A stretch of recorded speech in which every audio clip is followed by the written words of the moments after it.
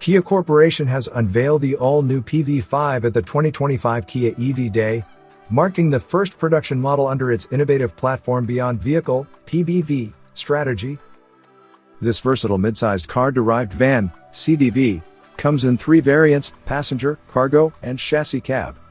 Built on Kia's advanced E-GMP.S electric skateboard platform, the PV5 offers flexible body configurations tailored to different needs. The passenger version features a 3-row seating layout, ideal for ride-hailing, luggage transport, or camping setups. The cargo model provides up to 5.1 cubic meters of space, with multiple size options and an adaptable L-track mounting system.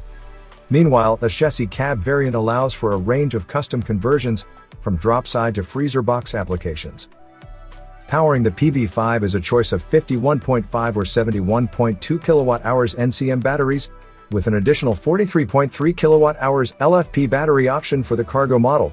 A 120 kW front motor delivers 250 Nm of torque, while the 71.2 kWh battery enables a range of up to 400 km. Fast charging from 10% to 80% takes just 30 minutes.